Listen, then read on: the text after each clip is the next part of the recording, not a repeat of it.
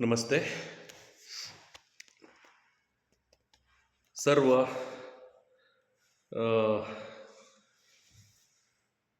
ನಾಡಿನ ಸರ್ವ ವಿದ್ಯಾರ್ಥಿ ಮಿತ್ರರಿಗೆ ಗಣರಾಜ್ಯೋತ್ಸವದ ಶುಭಾಶಯಗಳನ್ನು ಕೋರ್ತಾ ಇವತ್ತು ನಾವು ಒಂದು ಚಿಕ್ಕದಾಗಿರ್ತಕ್ಕಂತಹ ಮತ್ತು ಮಹತ್ವಪೂರ್ಣವಾಗಿರ್ತಕ್ಕಂತಹ ಒಂದು ವಿಡಿಯೋವನ್ನು ಇವತ್ತು ನಾವು ನೋಡೋಣ. ಒಂದು ಪಾಠವನ್ನು ನೋಡೋಣ. ಸಂಸ್ಕೃತ ವ್ಯಂಜನ ಸಂಧಿಗಳು ಅಂತ. ಸಂಸ್ಕೃತ ವ್ಯಂಜನ ಸಂಧಿಗಳು ಎನ್ನುವ ಈ ಚಾಪ್ಟರನ್ನು ನಾನು ಗ್ರೂಪ್ ಸಿ ಕನ್ನಡ ಸಂವಹನ ಪತ್ರಿಕೆಯನ್ನು ಎದುರಿಸುವ ವಿದ್ಯಾರ್ಥಿ ಮಿತ್ರರಿಗೋಸ್ಕರ ಪಾಠ ಮಾಡ್ತಾ ಇದ್ದೀನಿ. ತಿಳುಗನ್ನಡ ಚಾವಡಿಯ ಮೂಲಕ ತಾವು ಪಾಠವನ್ನು ಆಲಿಸ್ತಾ ಇದ್ದೀರಿ. ನಾನು ಪ್ರೊಫೆಸರ್ ಮಲ್ಲಪ್ಪ ಹೊಸೂರ್. ಹೆಚ್ಚಿನ ವಿವರಗಳನ್ನು ಅಥವಾ ಸಲಹೆ ಸೂಚನೆಗಳನ್ನು ಕೊಡಬೇಕು ಅಂತ ಬಯಸಿರ್ತಕ್ಕಂಥ ವಿದ್ಯಾರ್ಥಿ ಮಿತ್ರರು ನನ್ನ ಮೊಬೈಲ್ ಸಂಖ್ಯೆಗೆ ಕಾಲ್ ಮಾಡಬಹುದು. ನನ್ನ ಮೊಬೈಲ್ ಸಂಖ್ಯೆ 9060666392.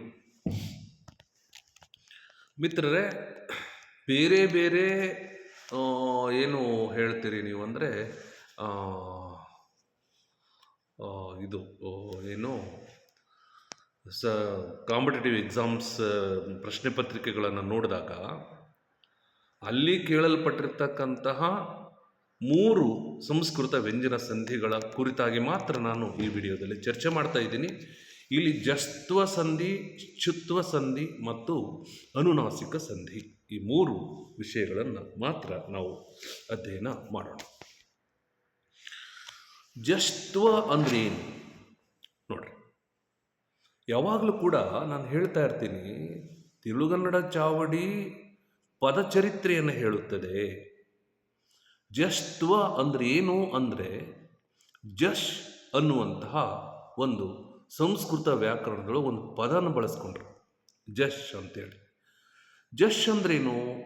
ಗ, ಜ, ಡ, ದ, ಬ, ಈ 5 ವ್ಯಂಜನಗಳನ್ನು ತಿಳಿಸುವ ಒಂದು ಸಂಜ್ಞೆಗೆ ಸಂಸ್ಕೃತದೊಳಗೆ ಜಶ್ ಅಂತ ಕರೆದ್ರು ನೋಡ್ರಿ. ಅದು ಅವ್ರ ಪ್ರಕಾರ ಅದೊಂದು ಧಾತು ಅಂತ ನಾವು ತಿಳ್ಕೊಳ್ಳೋಣ, ಅದು ಒಂದು ಪ್ರಕೃತಿ ಅಂತ ನಾವು ತಿಳ್ಕೊಳ್ಳೋಣ. ಅವ್ರೇನು ಮಾಡಿದ್ರು, ಸಂಸ್ಕೃತ ವ್ಯಾಕರಣದೊಳಗೆ 5 ವ್ಯಂಜನಗಳ ಸಂಜ್ಞೆಗೆ ಜಶ್ ಅಂತ ಕರೆದ್ರು. ಗ, ಜ, ಡ, ದ, ಬಗಳನ್ನು. ಆಯ್ತಾ? ಇವುಗಳನ್ನು ತಿಳಿಸುವ ಪದಕ್ಕೆ ಜಶ್ ಅಂತೇಳಿ ಕರೆದ್ರು. ಹಾಗಿದ್ರೆ ಜಸ್ತ್ವ ಅಂದ್ರೇನು ಅಂದರೆ, ಗಜಡದವ ವ್ಯಂಜನಗಳನ್ನು ಆದೇಶವಾಗಿ ಪಡೆಯುವ ಸಂಧಿ ಅಂತ. ಗಜಡದ ಬಗಳನ್ನು ಆದೇಶವಾಗಿ ಪಡೆಯುವ ಸಂಧಿ, ಆದೇಶವಾಗಿ ಬರುವಿಕೆಯನ್ನು ಸೂಚಿಸುವ ಸಂಧಿ ಅಂತ ಅರ್ಥ. ಹೇಗೆ ಕನ್ನಡದೊಳಗೆ ನಾವು ಗದವಾದೇಶ ಸಂಧಿ ಅಂತ ಕರಿತೀವಿ, ಹಾಗೆ ಸಂಸ್ಕೃತದ ಆದೇಶ ಸಂಧಿ ಇದು. ಹಾಗಾಗಿ ನಾನು ಭಾಳಷ್ಟು ಸಾರಿ ಹೇಳ್ತೀನಿ, ಕಾಂಪಿಟೇಟಿವ್ ಎಕ್ಸಾಮ್ನಲ್ಲಿ ನಾವು ಸಕ್ಸಸ್ ಆಗಬೇಕಾದ್ರೆ ಅಲ್ಲಿ ಕೆಲವು ವಿಷಯಗಳನ್ನು ಗಮನಿಸಿರ್ಬೇಕಾಗ್ತದೆ, ಒಂದಕ್ಕೊಂದು ಲಿಂಕ್ ಮಾಡ್ಕೊಂಡು ಹೋಗಬೇಕಾಗ್ತದೆ. ಅದಕ್ಕೆ ಸಂಸ್ಕೃತದೊಳಗೆ ಕನ್ನಡದ ಆದೇಶ ಸಂಧಿಯಂತೆ ಕಂಡುಬರುವ ಸಂಧಿ ಯಾವುದು ಅಂತ ಕೇಳಿದ್ರೆ ಜಸ್ತ್ವ ಸಂಧಿ ಅಂತ ನಾವು ಉತ್ತರಿಸಬೇಕಾಗ್ತದೆ. ಇದು ಒಂದು ಬಹಳ ಮುಖ್ಯವಾದ ಮಾತು. ಆಯ್ತಾ? ಮತ್ತು ಇನ್ನೂ ಒಂದು ಪಾಯಿಂಟ್ ತಿಳ್ಕೋಬೇಕು. ಕನ್ನಡದ ಆದೇಶ ಸಂಧಿಯನ್ನು ಓದುವಾಗ ನಾವೇನು ಹೇಳ್ತೀವಿ, ಹಳ ಪ್ಲಸ್ ಕನ್ನಡ, ಹಳಗನ್ನಡ ಅಂತ ಓದ್ತೀವಿ. ಇದರ ಅರ್ಥ ಏನು? ಉತ್ತರ ಪದದ ಆದಿಯಲ್ಲಿರುವ ಕ, ತ, ಪಗಳಿಗೆ ಗ, ದ, ಬಗಳು ಬರುವ ಸಂಧಿ ಆದೇಶ ಸಂಧಿ ಅಂತ ಓದ್ತಾ ಇದ್ದೀವಿ. ಸಂಸ್ಕೃತದ ಆದೇಶ ಸಂಧಿಯಾಗಿರ್ತಕ್ಕಂತಹ ಜಸ್ತ್ವ ಸಂಧಿಯೊಳಗ ಆದೇಶ ಸಂಧಿ ಆಗ್ತದ. ಆದ್ರೆ ಏನಾಗ್ತದ, ಪೂರ್ವ ಪದದ ಕೊನೆಯಲ್ಲಿರ್ತಕ್ಕಂತಹ ಕ, ಚ, ಟ, ತ, ಪಗಳಿಗೆ ಗ, ಜ, ಡ, ದ, ಬಗಳು ಬರುತ್ತವೆ. ಅದಕ್ಕೂ ಮತ್ತು ಇದಕ್ಕೂ ಇರುವ ವ್ಯತ್ಯಾಸ. ಕನ್ನಡದಲ್ಲಿ ಉತ್ತರ ಪದದ ಆದಿಯಲ್ಲಿ ಸಂಧಿ ನಡೀತದ. ಆಮೇಲೆ ಇದರೊಳಗೆ ಏನು ಸಂಸ್ಕೃತಕ್ಕೆ ಬಂದಾಗ ಅದು ಪೂರ್ವ ಪದದ ಕೊನೆಯ ಅಕ್ಷರ ಆದೇಶವಾಗಿ ಬರುವುದನ್ನು ನಾವು ಇಲ್ಲಿ ನೋಡ್ತೀವಿ. ಆಯಿತಾ? ಹೀಗೆ ಎರಡೂ ಸಂಧಿಗಳಲ್ಲಿ ಇರುವ ವ್ಯತ್ಯಾಸವನ್ನು ನಾವು ಗುರುತಿಸ್ತೀವಿ. ಓಕೆ, ಇಲ್ಲಿ ಒಂದೊಂದು ಸಾಲುಗಳನ್ನು ಹಾಕ್ಕೊಂಡಿವಿ. ಪೂರ್ವ ಪದದ ಕೊನೆಯ ಕ ಚ ಟ ತ ಪಗಳಿಗೆ ಗ ಜ ಡ ದ ಬಗಳು ಆದೇಶವಾಗಿ ಬರುವುದೇ ಜಸ್ತ್ವ ಸಂಧಿ ಅಂತ ನಾವು ಡೆಫಿನೇಷನ್ ಮಾಡಿಕೊಳ್ಳಿ. ಇನ್ನು ಪೂರ್ವ ಪದದ ಕೊನೆಯಲ್ಲಿರುವ ಕ ಚ ಟ ತ ಪ ಅನ್ನೋ ವ್ಯಂಜನಗಳಿಗೆ ಅದಕ್ಕೆ ಉತ್ತರ ಪದ ಆದಿಯಲ್ಲಿ ಏನಿರಬೇಕು? ಏನಾದರೂ ಇರಬಹುದು, ಅಲ್ಲಿ ಇದೇ ಬರಬೇಕು ಅಂತಿಲ್ಲ. ಒಂದೇ ಸಿಂಪಲ್ ಆಗಿರ್ತಕ್ಕಂಥ ಕಾನ್ಸೆಪ್ಟ್ ಅಂದರೆ ಪೂರ್ವ ಪದದ ಕೊನೆಯ ಅಕ್ಷರ ಅದು ಕಚಟತಪಗಳ ಪೈಕಿ ಒಂದ್ಯಾವುದಾದ್ರೂ ಇರಬೇಕು ಅಷ್ಟೆ. ಉತ್ತರ ಪದದ ಆದಿಯಲ್ಲಿ ಏನಾದರೂ ಇರಬಹುದು, ಹೌದಾ? ಹೀಗಿದ್ದಾಗ ಏನಾಗ್ತದ? ಗಜಡದವ ಬರ್ತದ. ಇದಕ್ಕೆ ಈಗೂ ಹೇಳ್ಬೋದು, ವರ್ಗ ಪ್ರಥಮಾಕ್ಷರಗಳಿಗೆ ವರ್ಗ ತೃತೀಯಾಕ್ಷರ ಆದೇಶವಾಗಿ ಬರುವ ಸಂಧಿ. ಪೂರ್ವಪದದ ಕೊನೆಯಲ್ಲಿರುವ ವರ್ಗ ಪ್ರಥಮಾಕ್ಷರಗಳಿಗೆ ವರ್ಗ ತೃತೀಯ ಅಕ್ಷರ ಆದೇಶವಾಗಿ ಬರುವ ಸಂಧಿ ಅಂತಲೂ ಕೂಡ ನಾವು ಇದಕ್ಕೆ ಹೇಳಬಹುದು. ಆ ನಂತರ ಇದು ಒಂದು ವ್ಯಂಜನ ಸಂಧಿ, ಸಂಸ್ಕೃತ ವ್ಯಂಜನ ಸಂಧಿ. ಯಾಕೆ ಅಂದರೆ ವರ್ಗ ಪ್ರಥಮ ಅಕ್ಷರಗಳು ವ್ಯಂಜನಗಳಾಗಿರೋದ್ರಿಂದ ಅದೇ ವರ್ಗದ ತೃತೀಯ ಅಕ್ಷರ ವ್ಯಂಜನವಾಗಿ ಬರ್ತಾ ಇರೋದ್ರಿಂದ ಅದಕ್ಕೆ ನಾವು ವ್ಯಂಜನ ಸಂಧಿ ಅಂತೇಳಿ ಕರಿತೀವಿ. ಆಯ್ತಾ? ಇವು ಒಂದು ಮುಖ್ಯವಾಗಿ ಗೊತ್ತಿರಬೇಕು. ಆದರೆ ಇನ್ನೂ ಒಂದು ಅಂಶ ನಮಗೆ ಗೊತ್ತಿರಲಿ, ಏನಂದರೆ ಕ ಖ ಚ ಛ ಟ ಠ ತ ಥ ಪ ಫ ಮತ್ತು ಅನುನಾಸಿಕಗಳು ಮತ್ತು ಸ್ಪಷ್ಟ ಸ ಶ ಅಕ್ಷರಗಳು ಪರವಾದರೆ ಮೂರನೇ ಅಕ್ಷರಗಳು ಆದೇಶವಾಗಿ ಕೆಲವು ಕಡೆ ಬರುವುದಿಲ್ಲ. ಕಾಂಪಿಟೇಟಿವ್ ಎಕ್ಸಾಮ್ ಓದ್ತಾ ಇರಬೇಕಾದಾಗ ಇರುವ ಲಕ್ಷಣ ಒಂದು ಕಡೆ ಓದೋದಾದ್ರೆ ಒಂದಿಷ್ಟು ನಗಣ್ಯ ಅನ್ನುವ ರೀತಿಯ ಕೆಲವು ನಿಯಮಗಳು ಬಂದ್ಬಿಡ್ತಾವ. ಕೆಲವು ಕಡೆಗೆ ವರ್ಗ ಪ್ರಥಮ ದ್ವಿತೀಯ ಅಕ್ಷರಗಳಿಗೆ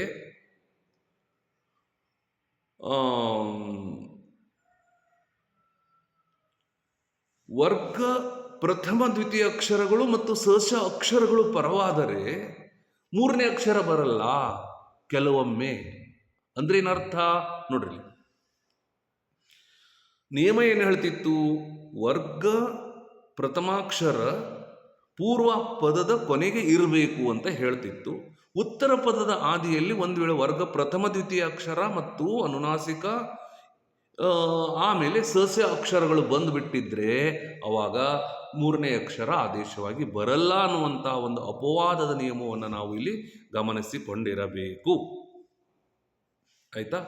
ಈಗ ನೋಡೋಣ. ಈಗ ಹೇಳ್ತಿದ್ವಲ್ಲ, ವಾಕ್ ಪ್ಲಸ್ ಮಯ ವಾಂಗ್ಮಯ. ವಾಂಗ್ಮಯ ಅಂದ್ರೇನ್ರಿ? ಸಾಹಿತ್ಯ. ಏನಾಯ್ತು ಹಾಗಿದ್ರೆ? ಪೂರ್ವ ಪದದ ಕೊನೆಯಲ್ಲಿ ಕ ಅನ್ನುವಂಥ ವ್ಯಂಜನ ಇತ್ತು. ಆಮೇಲೆ ಉತ್ತರ ಪದದ ಆದಿಯಲ್ಲಿ ಅನುನಾಸಿಕ ಇತ್ತು. ಅವಾಗ ಏನಾಗ್ಬಿಡ್ತು? ಕ ಕಾರದ ಅನುನಾಸಿಕ ಬಂತು, ವಾಂಗ್ಮಯ ಆತು. ಯಾಕಂದ್ರೆ ಉತ್ತರ ಪದದಲ್ಲಿರ್ತಕ್ಕಂಥ ವ್ಯಂಜನ ಅದು ಅನುನಾಸಿಕ ಇರುವುದರಿಂದ ಅದೇನಾಗ್ಬಿಡ್ತು? ಕ ನ ಆಗಿ ಪರಿವರ್ತನೆ ಆಯಿತು. ಅಚ್ ಪ್ಲಸ್ ಅಂತ ಅಜಂತ ಆಯಿತು. ಚಕಾರ, ಇದ್ರ ಸಲುವಾಗಿ ಜಕಾರ ಬಂತು. ಷಡಾನನದೊಳಗ ಷಟ್ ಟಕಾರ ಡಕಾರ ಬಂತು. ಅಬ್ದಿ ಬಂದಾಗ ಪಕಾರಕ್ಕೆ ಏನಾಯಿತು? ಬಕಾರ ಬಂತು. ಹಾಗಿದ್ರೆ ಕ ಚ ಟ ತ ಪಗಳಿಗೆ ಗ ಜ ಡ ದ ಬ ಬರುವ ಉದಾಹರಣೆಯನ್ನು ನಾವಿಲ್ಲಿ ನೋಡ್ತೀವಿ. ಹಾಗೆ ನಾವು ವಾಗ್ದಾನ, ದಿಗ್ದೇವತೆ, ಷಡಾನನ, ವಿರಾಟ್ ರೂಪ, ಸದುದ್ದೇಶ, ಚಿದಾನಂದ, ಸದ್ಭಾವ, ಸದುದ್ಯೋಗ, ಹೀಗೆ ಬೇರೆ ಬೇರೆ ಪದಗಳನ್ನು ನಾವು ಉದಾಹರಣೆಗೆ ಕೊಡಬಹುದು. ಇಲ್ಲೊಂದು ಪಾಯಿಂಟ್, ಅಜಂತ ಅಂತೀವಲ್ಲ, ಅಚ್ ಎಂದರೆ ಸಂಸ್ಕೃತ ವ್ಯಾಕರಣದಲ್ಲಿ ಸ್ವರ ಅಂತ ಹೇಳ್ದಂಗೆ, ಹೌದಾ? ಅಜಂತ ಅಂದರೆ ಸ್ವರಾಂತ ಅನ್ನುವಂಥ ಪದ. ಅಬ್ಜ ಕಮಲ, ಅಪ್ ಪ್ಲಸ್ ದಿ ಅಬ್ದಿ, ಅವಂಶ ನೀರಿನಾಂಶ, ಹೀಗೆ ಬೇರೆ ಬೇರೆ ರೀತಿಯಾದಂಥ ಪದಗಳನ್ನು ಕೂಡ ನಾವು ಉದಾಹರಣೆ ಕೊಡಬಹುದು.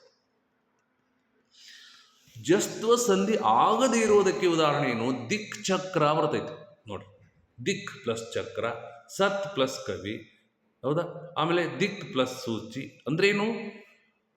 ಪೂರ್ವ ಪದದಲ್ಲಿ ಕಚಟ ತಪ ಇದ್ದು ಉತ್ತರ ಪದದ ಆದಿಯಲ್ಲಿ ವರ್ಗ ಪ್ರಥಮ ದ್ವಿತೀಯಾಕ್ಷರ ಶಶ ಮತ್ತು ಅನುನಾಸಿಕಗಳು ಇದ್ದರೆ ಕೆಲವೊಮ್ಮೆ ಸಂಧಿ ಆಗುವುದಿಲ್ಲ. ಮೂರನೇ ಪದ ಮೂರನೇ ಅಕ್ಷರ ಆದೇಶ ಆಗಲ್ಲ ಅನ್ನೋದಕ್ಕೆ ಉದಾಹರಣೆಗಳನ್ನು ಇಲ್ಲಿ ಕೊಟ್ಟರು. ಹೀಗೇನಂದ್ರೆ ಇದು ಜಸ್ತ್ವ ಸಂಧಿ ಆಗುತ್ತದೆ. ಇನ್ನು ನೆಕ್ಸ್ಟ್ ಬರೋದೇನು, ಶ್ಚುತ್ವ ಸಂಧಿ. ನಾನು ಇದಕ್ಕೆ ಶ್ಚುತ್ವ ಅನ್ನೋದಕ್ಕೆ ಸ್ತಶ್ಚ ಅಂತ ಮಾಡ್ಕೊಂಡಿದ್ದೀನಿ. ಮೊದಲು ಅದರ ಅರ್ಥ ನೋಡ್ಕೊಳ್ಳೋಣ.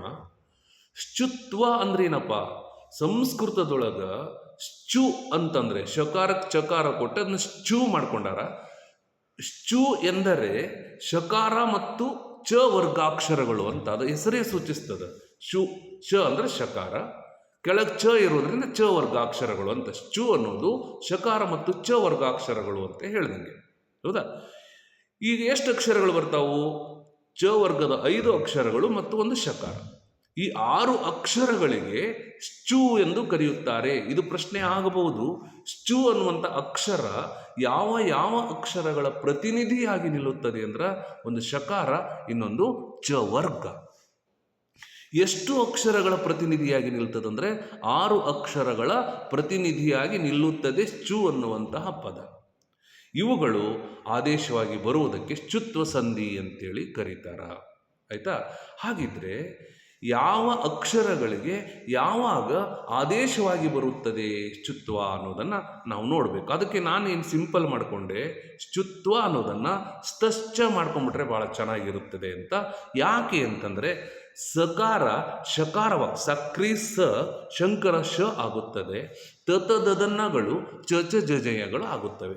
ಹಾಗಾಗಿ ಮೇಲಿನ ಅಕ್ಷರ ಆಗ್ತದೆ, ಕೆಳಗಿನ ಅಕ್ಷರ ಆಗ್ತದೆ. ಸ ಶ ಆಗುತ್ತದೆ, ತತದನ್ನ ಚ ಚ ಜಜಯ ಆಗುತ್ತವೆ. ಇದು ಸ್ತಶ್ಚ ಸಂಧಿ. ಇದು ಬಹಳ ಮುಖ್ಯ ಆಗ್ತದೆ. ಆಯ್ತಾ? ಇನ್ನ ಇದಕ್ಕೆ ಉದಾಹರಣೆ ನೋಡಿದ್ರೆ ನಾವು ಮನಸ್ ಪ್ಲಸ್ ಶುದ್ಧಿ. ಮನಸ್ದೊಳಗ ಸ ಇತ್ತು, ಅದನ್ನ ಕೂಡಿಸ್ಬರ್ದಾಗ ಮನಃಶುದ್ಧಿ ಆಯ್ತು, ಹೌದಲ್ಲ? ಅವಾಗ ಏನಾಯ್ತು? ಸಕಾರಕ್ಕೆ ಶಕಾರ ಬಂತು, ಮನಃಶುದ್ಧಿ ಅಂತ ಮಾಡ್ಕೊಂಡ್ವಿ. ಯಶಸ್ ಚಂದ್ರಿಕೆ, ಹೌದಾ? ಯಶಸ್ ಚಂದ್ರಿಕೆ, ಹೌದಾ? ಯಶಸ್ ಚಂದ್ರಿಕೆ ಅಂತಂದೇಳಿ ಮಾಡ್ಕೊಂಡಿವಿ ನಾವು. ಅವಾಗ ಏನಾಯ್ತು? ಸಕಾರಕ್ಕೆ ಚಕಾರ ಬಂತು, ಲಸ ಚಿತ್ರ ಬಂತು. ಈ ಥರ ಪದಗಳನ್ನು ಕೂಡ ನಾವು ನೋಡ್ತೀವಿ. ಬೃಹತ್ ಚಕ್ರ ಬಂತು. ಹೀಗೆ ಇವಕ್ಕೆಲ್ಲ ಉದಾಹರಣೆ ಪಯಶಮನ, ಮನಶ್ಚಂಚಲ, ಶರತ್ಚಂದ್ರ, ಜಗಜ್ಯೋತಿ, ಈ ಥರ ಪದಗಳನ್ನು ಕೂಡ ನಾವಿಲ್ಲಿ ಉದಾಹರಣೆಯಾಗಿ ಕೊಡಬಹುದು. ಆಯ್ತಾ? ನೆಕ್ಸ್ಟ್ ಅನುನಾಸಿಕ ಸಂಧಿ ಅಂತ. ಅನುನಾಸಿಕ ಹೆಸರೇ ಸೂಚಿಸುವಂತೆ ಮೂಗಿನಿಂದ ಉಚ್ಚರಿಸುವ ಅಕ್ಷರಗಳು ಬರುವುದನ್ನು ಸೂಚಿಸುತ್ತದೆ ಅಷ್ಟೆ, ಹೌದಾ? ಅನುನಾಸಿಕ.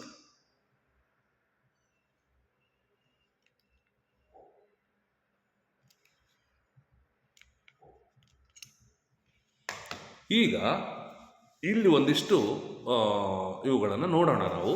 ಏನಂದರೆ ನೋಡಿಲಿ, ವರ್ಗ ಪ್ರಥಮ ವರ್ಣಗಳಿಗೆ ಯಾವ ಅನುನಾಸಿಕಾಕ್ಷರ ಪರವಾದರೂ ಕೂಡ ಅವುಗಳಿಗೆ ನಯಣನಮ ವ್ಯಂಜನಗಳು ಆದೇಶವಾಗಿ ಬರುತ್ತವೆ ಅಂತ ತಿಳ್ಕೊಂಡಿರ್ಬೇಕು. ಅಂದ್ರೆ ಏನು? ವರ್ಗ ಪ್ರಥಮ ಅಕ್ಷರಗಳಿಗೆ ಯಾವ ಅಕ್ಷರ ಬಂದರೂ, ಯಾವ ಅನುನಾಸಿಕ ಅಕ್ಷರ ಪರವಾದರೂ ಕೂಡ ಏನಾಗಬೇಕು? ನಯಣನಮ ವ್ಯಂಜನಗಳೇ ಬರುತ್ತವೆ. ಈಗ ದಿಕ್ ಪ್ಲಸ್ ನಾಗ ಅಂತಿದೆ, ದಿಂಗ್ ನಾಗ. ಇದು ಏನು ಅರ್ಥ ಅಂದರೆ ನೋಡ್ರಿ, ಅನುನಾಸಿಕ ವರ್ಗ ಪ್ರಥಮಾಕ್ಷರ ಪೂರ್ವಪದದ ಕೊನೆಗಿರಬೇಕು. ಉತ್ತರ ಪದ ಆದಿಯಲ್ಲಿ ಯಾವ ಅನುನಾಸಿಕ ಆದರೂ ಇರಬೇಕು, ಅವಾಗ ಅನುನಾಸಿಕವೇ ಆದೇಶವಾಗಿ ಬರುತ್ತದೆ. ಈಗ ದಿಕ್ ಪ್ಲಸ್ ನಾಗ ಅಂದಾಗ ದಿಂಗ್ ನಾಗ ಆಯಿತು. ಕ ವರ್ಗದ ಏನು ಅನುನಾಸಿಕವಾಗಿರ್ತಕ್ಕಂಥ ನ ಬಂತು ಕದ ಜಾಗದಲ್ಲಿ. ಷಟ್ ಪ್ಲಸ್ ಆ ಮಾಸ ಷಣ್ಣು ಮಾಸ ಆಯಿತು. ಟ ವರ್ಗದ ಅನುನಾಸಿಕ ಬಂತು. ಅಂದರೆ ಪೂರ್ವ ಪದದ ಕೊನೆಯಲ್ಲಿ ಯಾವ ವ್ಯಂಜನ ಇರ್ತದೋ ಅದೇ ವ್ಯಂಜನದ ಅನುನಾಸಿಕವೇ ಆದೇಶವಾಗಿ ಬರುತ್ತದೆ ಅನ್ನೋದು ಬಹಳ ಮುಖ್ಯ ಆಗ್ತದೆ. ದಿಕ್ ಪ್ಲಸ್ ನಾಗ, ವಾಕ್ ಪ್ಲಸ್ ಮಾಧುರ್ಯ, ವಾಂಗ್ ಮಾಧುರ್ಯ, ಈ ಥರ ಪದಗಳನ್ನು ನಾವು ಇಲ್ಲಿ ನೋಡಬೇಕು. ಹಾಗೆ ಷಣ್ಮುಖ ಇರಬಹುದು, ಆನಂತರ ಸನ್ಮಾನ ಇರಬಹುದು. ಇಲ್ಲೆಲ್ಲ ಏನಾಗ್ಯದ? ಅದೇ ವರ್ಗದ ಅನುನಾಸಿಕ ಆದೇಶವಾಗಿ ಬಂದದ. ಅಮ್ಮಯ್ಯ, ಅಪ್ ಪ್ಲಸ್ ಮಯ ಅಮ್ಮಯ್ಯ ಅನ್ನುವಂಥ ಪದನೂ ಇರ್ಬೋದು, ಚಿನ್ಮಯ ಅನ್ನುವಂಥ ಪದ ಇರ್ಬೋದು, ಚಿನ್ಮೂಲ ಇರಬೇಕು, ಸನ್ಮಣಿ ಇರಬೇಕು, ಕಮ್ಮನಿ ಇರಬೇಕು, ದಿಂಗ್ನಾಗ ಇರಬೇಕು. ಹೀಗೆ ಈ ಎಲ್ಲ ಪದಗಳು ವರ್ಗ ಪ್ರಥಮಾಕ್ಷರಗಳಿಗೆ ಯಾವುದೇ ಅನುನಾಸಿಕ ಪರವಾದರೂ ಕೂಡ ಏನಾಗಬೇಕು, ಅದೇ ವರ್ಗದ ಅನುನಾಸಿಕ ಆದೇಶವಾಗಿ ಬರ್ತದೆ. ಪೂರ್ವ ಪದದ ಕೊನೆಯಲ್ಲಿರ್ತಕ್ಕಂಥ ವರ್ಗ ಪ್ರಥಮಾಕ್ಷರಗಳಿಗೆ ಯಾವುದೇ ಅನುನಾಸಿಕ ಪರವಾದರೂ ಅದೇ ವರ್ಗದ ಪೂರ್ವಪದದ ಕೊನೆಯಲ್ಲಿರ್ತಕ್ಕಂತಹ ಅಕ್ಷರದ ವರ್ಗದ ಅನುನಾಸಿಕ ಆದೇಶವಾಗಿ ಬರ್ತದೆ. ಉದಾಹರಣೆಗೆ ಕ ಇದ್ದರೆ ಅದೇ ವರ್ಗದ ಅನುನಾಸಿಕ ಯಾವುದ್ರಿ? ನಕಾರ. ಚ ಇದ್ರೆ ಯಕಾರ, ಟ ಇದ್ರೆ ನಕಾರ. ಹೀಗೆ ಅದೇ ವರ್ಗದ ಅನುನಾಸಿಕ ಆದೇಶವಾಗಿ ಬರುವುದಕ್ಕೆ ಏನಂತಾರ? ಅನುನಾಸಿಕ ಸಂಧಿ ಎಂದು ಕರೆಯುತ್ತಾರೆ. ಈ ಒಂದು ವಿಷಯ ನಮಗೆ ಚೆನ್ನಾಗಿ ಗೊತ್ತಿರಬೇಕು. ಇದನ್ನು ಗ್ರೂಪ್ ಸಿದಲ್ಲಿ ತುಂಬ ಬಾರಿ ಪ್ರಶ್ನೆ ಕೇಳಿರೋದ್ರಿಂದ ಇವು ಮೂರನ್ನು ಮಾತ್ರ ನಾನಿಲ್ಲಿ ಚರ್ಚೆ ಮಾಡಿದ್ದೀನಿ. ಇದಲ್ಲದೆ ಇನ್ನು ಷ್ಟುತ್ವ ಅಂತ ಬರ್ತದೆ, ಬೇರೆ ಬೇರೆ ರೀತಿಯಾದ ಸಂಧಿಗಳು, ಸಂಸ್ಕೃತ ವ್ಯಂಜನ ಸಂಧಿಗಳು ಇವೆ ಎನ್ನುವಂಥ ವಿಷಯವನ್ನು ನಾವಿಲ್ಲಿ ಚೆನ್ನಾಗಿ ಗಮನಿಸ್ಕೊಂಡಿರಬೇಕು. ಇವತ್ತು ಗಣರಾಜ್ಯೋತ್ಸವ ಇತ್ತು. 2026ರ ಮೊದಲನೇ ವರ್ಷದ ಗಣರಾಜ್ಯೋತ್ಸವ. ಈ ಶುಭಾಶಯವನ್ನು ಕೋರುವ ಸಂದರ್ಭದಲ್ಲಿ ಮಹಾವಿದ್ಯಾಲಯದ ಕೆಲವು ಸಮಯವನ್ನು ಬಳಸಿಕೊಂಡು ನಾನು ತಮಗೆ ಈ ಪಾಠವನ್ನು ಮಾಡಿದ್ದೀನಿ. ಈ ಪಾಠ ತಮ್ಮ ಅಧ್ಯಯನಕ್ಕೆ ಅನುಕೂಲವಾಗಲಿ ಅಂತೇಳಿ ಹಾರೈಸಿ ನನ್ನ ಈ ಪಾಠ ಮುಗಿಸ್ತೀನಿ. ಸರ್ವರಿಗೂ ಧನ್ಯವಾದಗಳು. Thank you.